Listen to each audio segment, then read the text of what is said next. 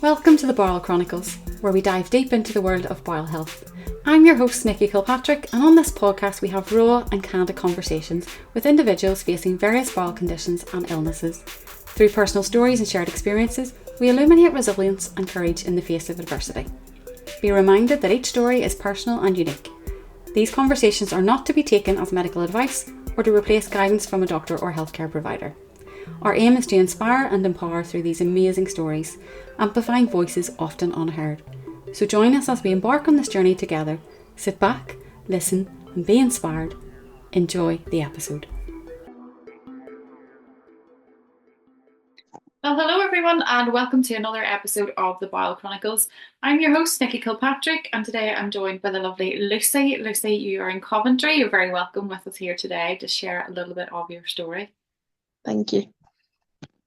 Lucy, I know we've been chatting loads there before we kind of hit record.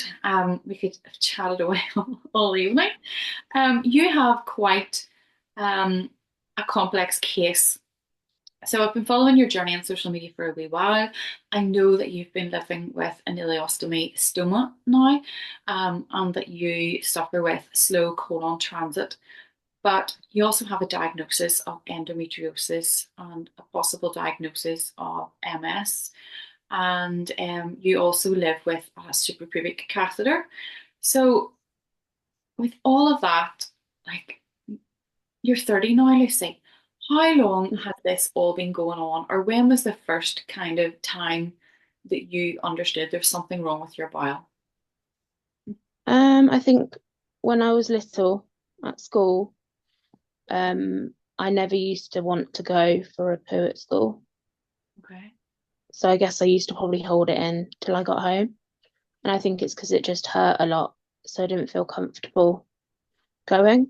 And I had issues with my bladder as well. So I'd like wet myself quite a lot. Mm-hmm. Got bullied for that part of it, unfortunately. But I think, yeah, at school, like just always constipated, and then always like my mum was always at the doctor's with me saying, "Oh, like daughter's constipated," and they'd give you fibre gel or lactulose or something, and it just never worked. And so that was kind of for your bladder and for your bowel. Was that like before you were 10 years old, or would that have been, would you Yeah, it consider? was when I was in like infant school. Used to like if I was on a swing and it was going too fast, I'd wet myself because I think it was just the sort of, or if you like going up and down on a trampoline, Mm-hmm. I'd wet myself. So I just sort of had no bladder control when I was younger. And then my bowel was just like it just didn't work. Just didn't want to. It And didn't I'd work. go, And then when it yeah, did work, it was extremely painful to it pass. was like rock hard poo. And it was always like rabbit droppings.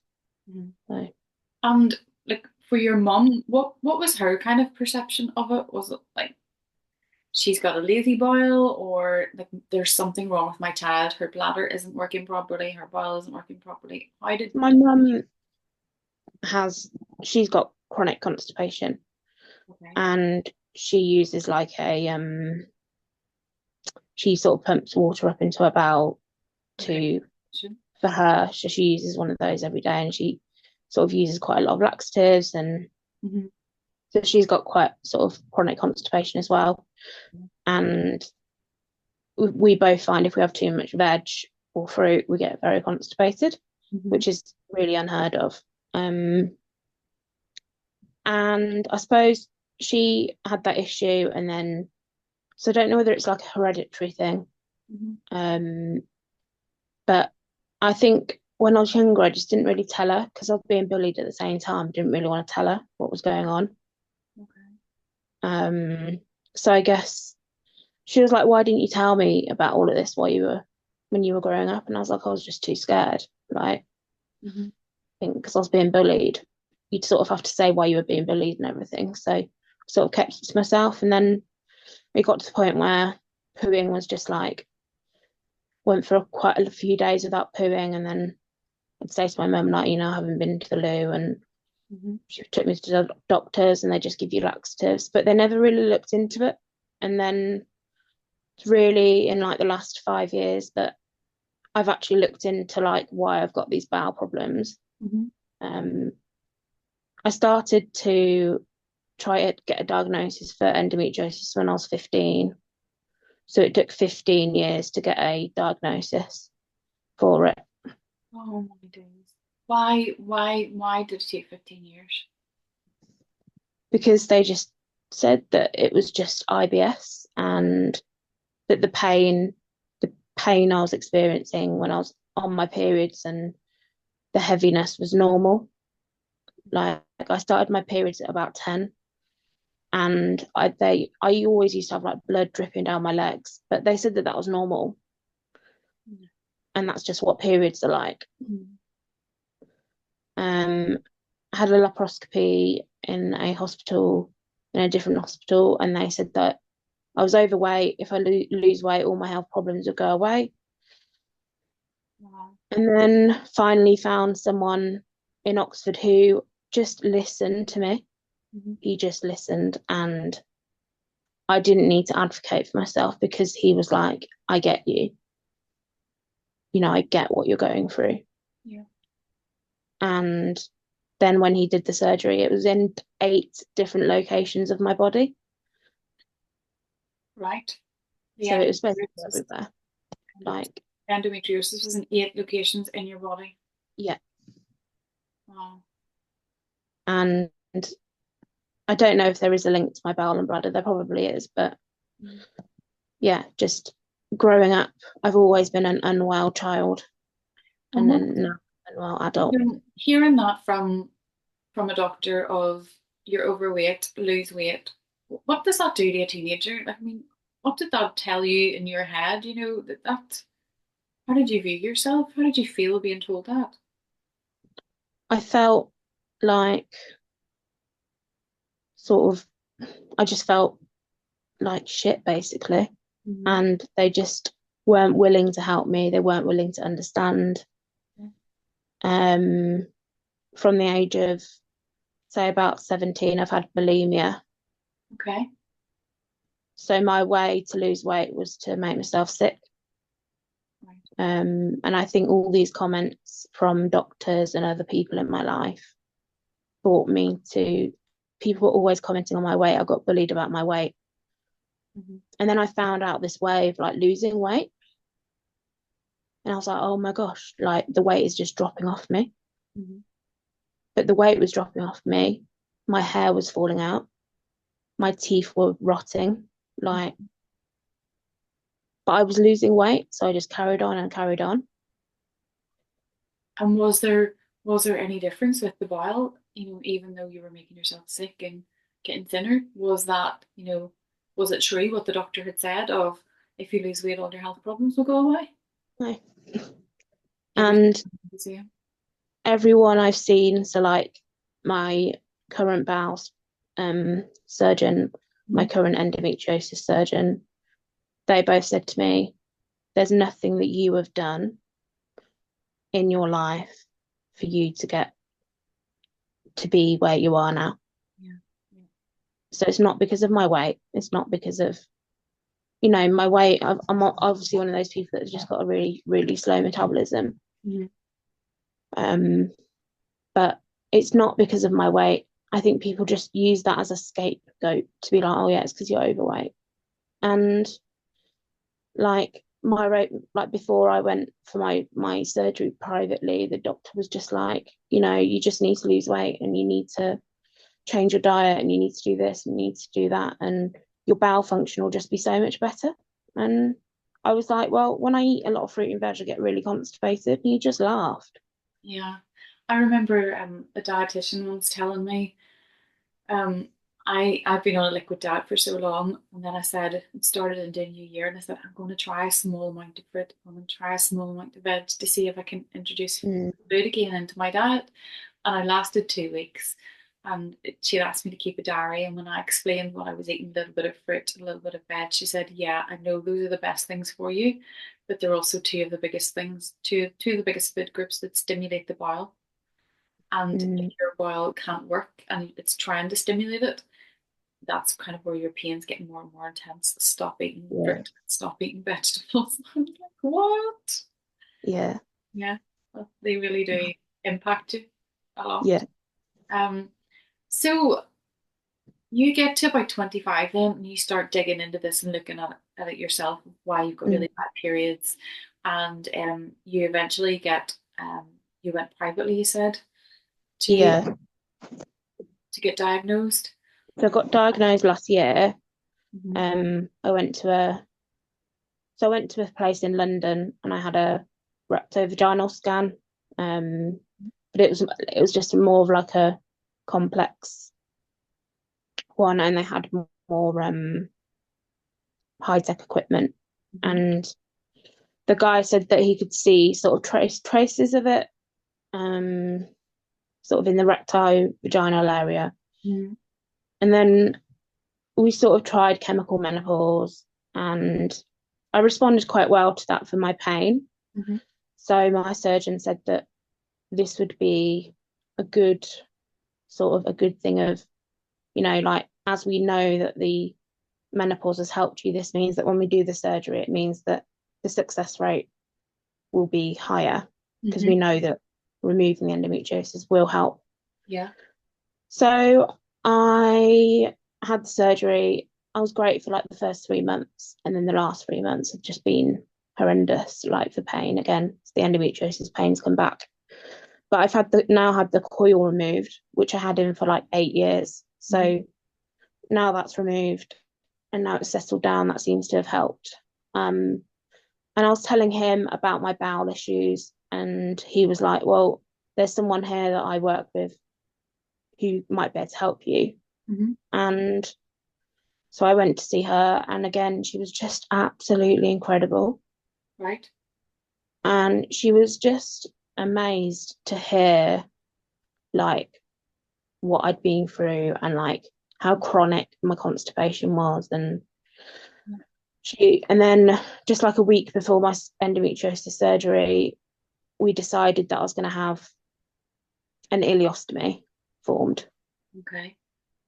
So I was like, okay, yeah, just do it, like do it all in one. So I went to see a special, like a nurse, so like a stoma nurse on the Friday, and my surgery was on the Monday. So Hmm. I didn't have an awful lot of time to like get my head around Yeah. the fact that I was going to have this like ileostomy in a bag Hmm. and all of this. Um, but just to be heard, just to be listened, and then to wake up and my surgeon's like, "You got endometriosis." Wow. It was like such a relief Hmm. to actually be told that what you're going through is valid, what you're going through is real. To be heard for the first time. Yeah. And I had it in my, what they call like the pouch of Douglas. Hmm. So kind of in between your vagina and your rectum.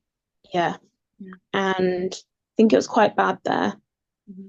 Um, and like I say, it was in quite a few places. Yeah. Um, Lucy, do you think that I know you've always suffered with slow transit right from you were a child and this issue with your bladder? You started your periods at 10 years old. mhm. Do you think the endometriosis has had a big impact on the bladder and the bowel? Yeah, definitely. Because I still have to open my bowels Mm. with a stoma Yeah. because I have poo leaking through and also mucus. And there is still pain there, but it's improved quite a lot since the endometriosis was removed. Okay. Yeah. Um, but I think it's definitely affected sort of because every time like when I have my period, get like really bad shooting pains at my bum. Yeah. I was like, what is that like? And Mm. that's the rectovaginal area. Yeah. Obviously, the pain from that. Um, and I've always had sort of like if I was on my period, I'd have a urine infection. Mm-hmm. If I was on my period, my bowel would just be like either really constipated or I'd have really bad diarrhea. Yeah. And Why is it when the bladder doesn't work properly, the bowel's not happy, and when the bowel doesn't work properly, yeah, the bladder's not happy? Yeah, No, they're so close together, but yeah, men get it easy at times. I do. Yeah, Yeah. Um, so you, for our audience listening, sorry, we should have just explained.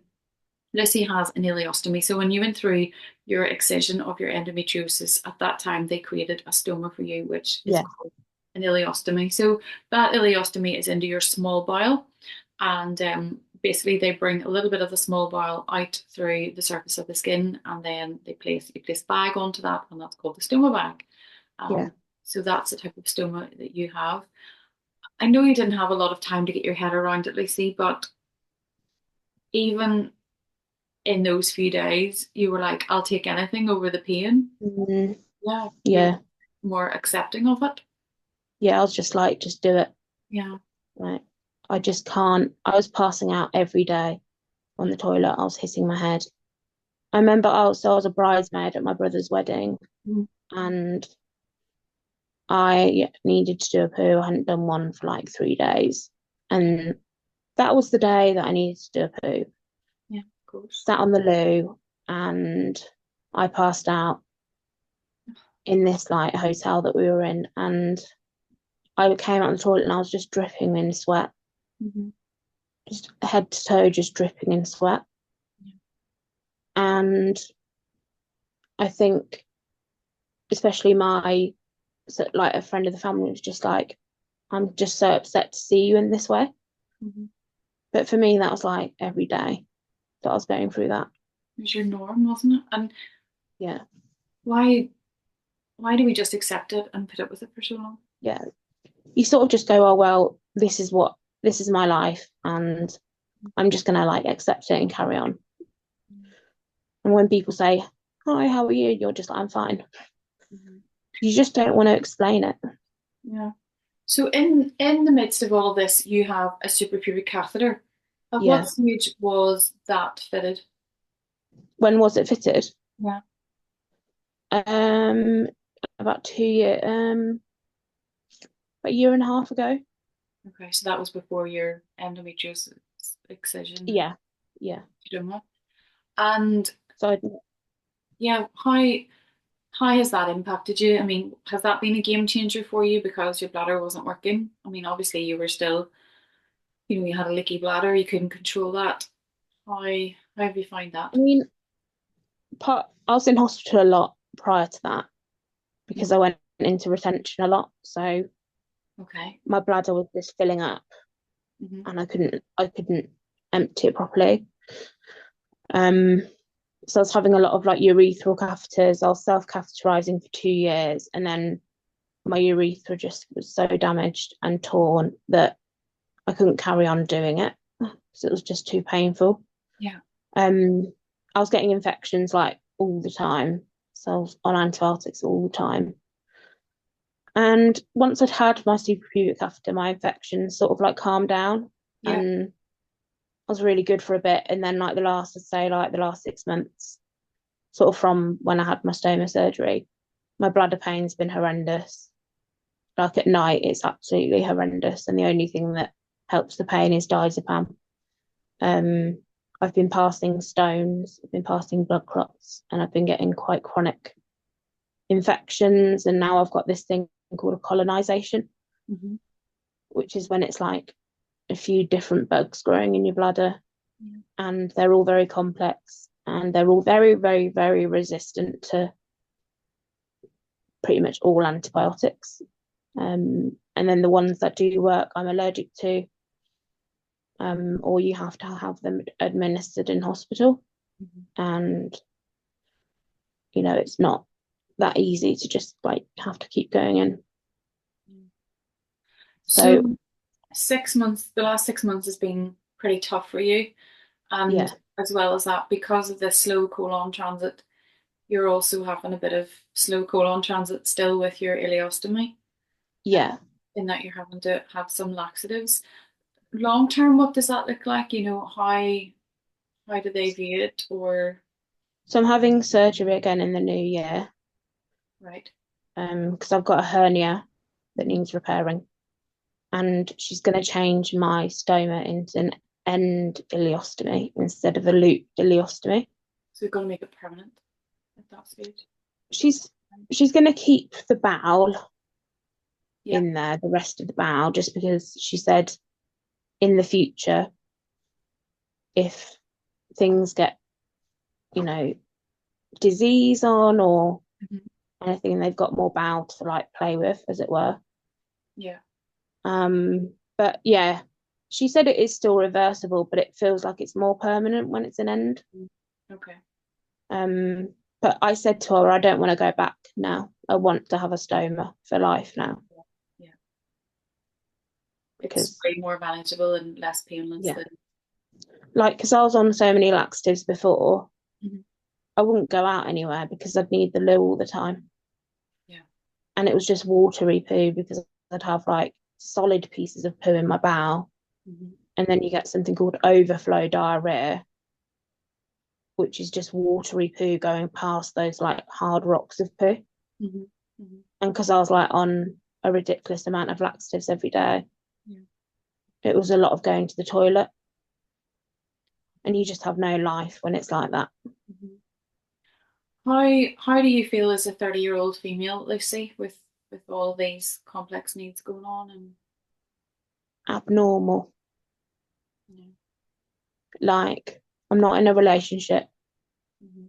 still live at home, Yeah. which I know isn't like the be all and end all of life. And I'm happy living at home, but Mhm. I guess I just don't feel like a normal 30-year-old. I'm not in a job that I really want to be in. I'm in a job that I'm happy in and I'm Mhm. grateful to be in, but it's not what I wanted to do with my life. Yeah. Yeah. I haven't had children yet. I don't know whether that's going to be an option or not Mhm. in the future. Yeah. Do you feel like endometriosis and slow colon transit and an underactive bladder has held you back, has robbed you of your teenage years or your 20s? And Yeah, definitely. yeah. Yeah, definitely. Mhm. And Like, so when you kind of look at that, do you feel that your life has had better quality with the SPC and the ileostomy than what it was before? Or are you still in the unknown? um, I think I honestly don't know. Like, I think before having my catheter, like I was in hospital an awful lot and I had sepsis a couple of times as well. So in terms of that, I haven't had that. So that's good. Yeah. Um, and then I think because I only had my stoma in June, it's still really early days. So Yeah. Yeah. I'm still sort of in that process of like trying to get used to it and everything. But I just don't know. I think, yeah, I think they definitely both have improved things, but they take some things away and then they replace them with other issues. Yeah. Yeah.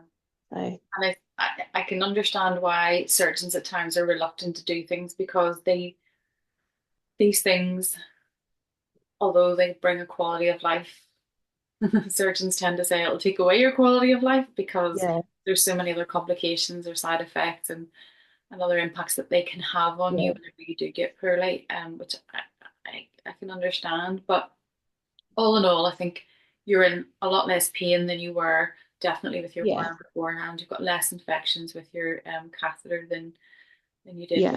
beforehand, which kind of has to be a bit of a win. Um, but I think it's back to this whole thing about advocating for yourself.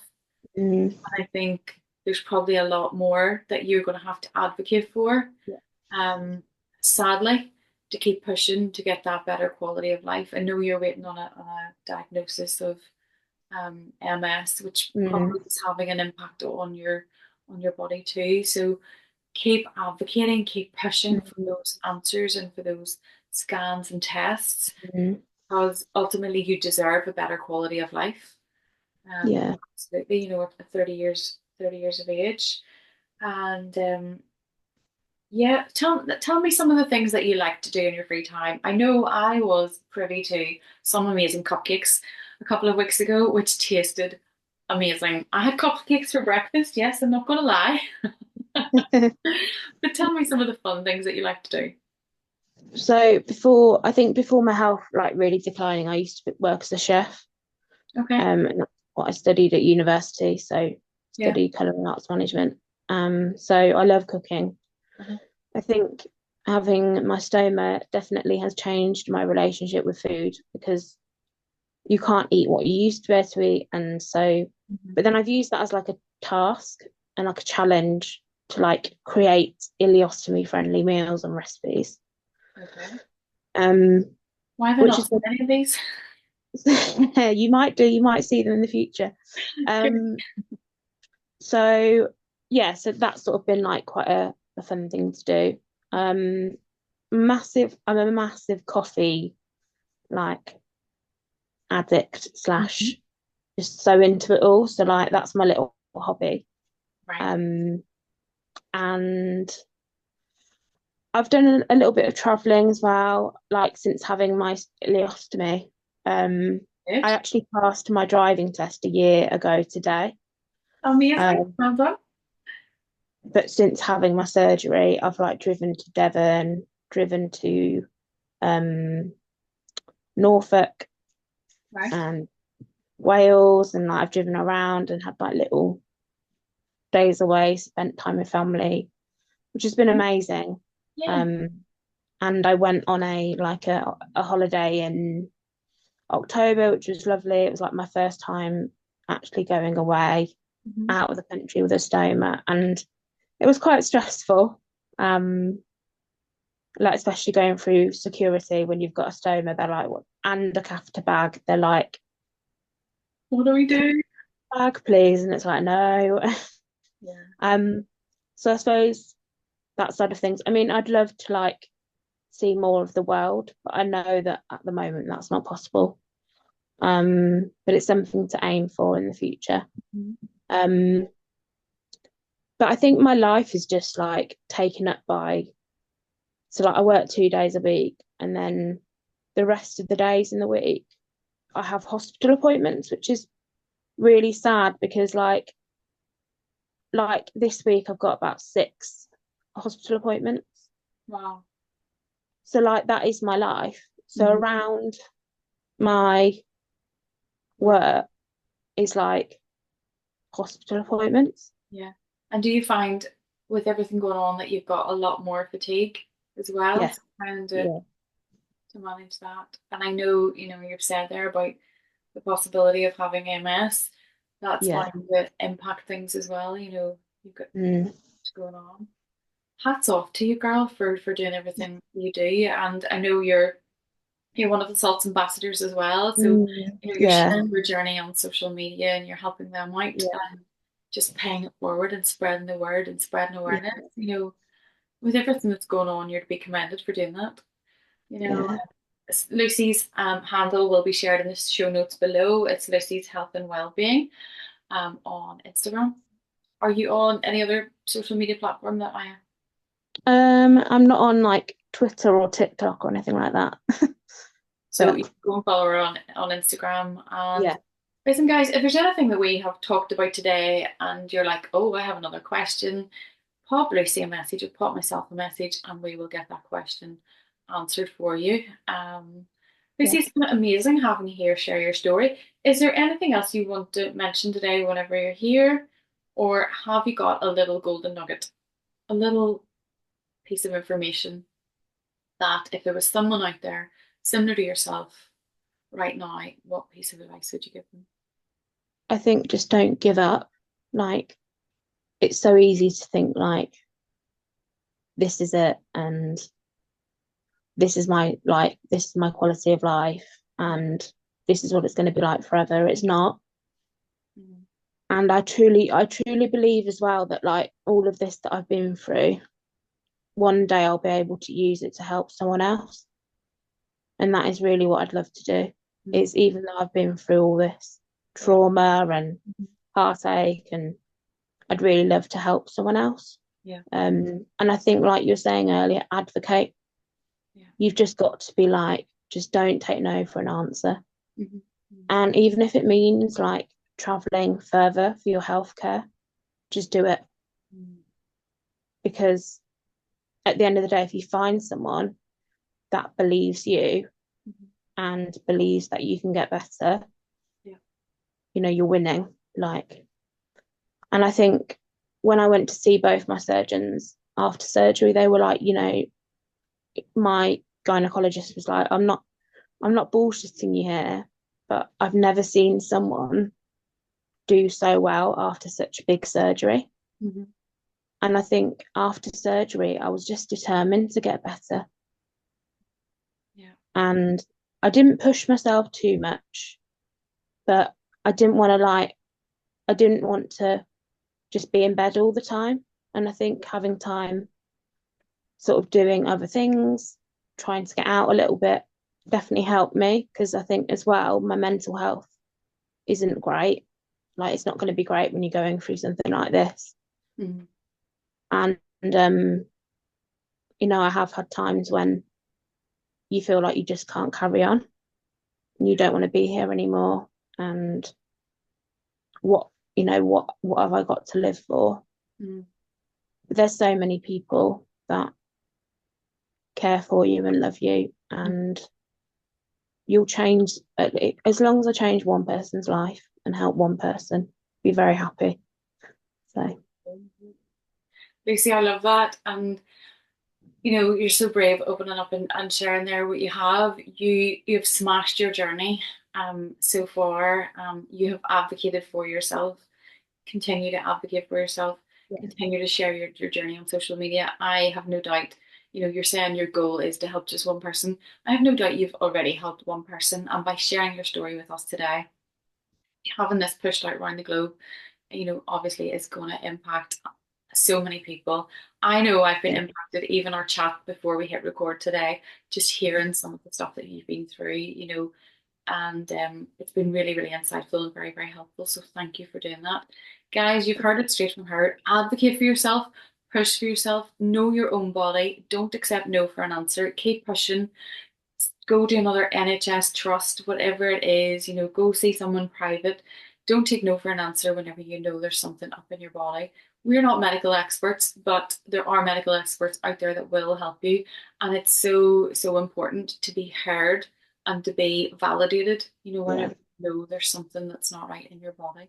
And you've heard it straight there from Lucy today, there's nothing wrong with you. And then they find endometriosis in 8 locations in her body, and her life has definitely been a little bit better since she's had her stoma surgery yeah, and SBC. So, Lucy, listen, we wish you all the best with your upcoming surgery in the new year for your hernia refashion and your end yeah. stoma. Thank you. And yep, keep going on social media. But guys, that's us for today. So do come back next week and join us for another episode where we will have another story for you. Once again, Lucy, thank you so much for sharing your story today. Thank you.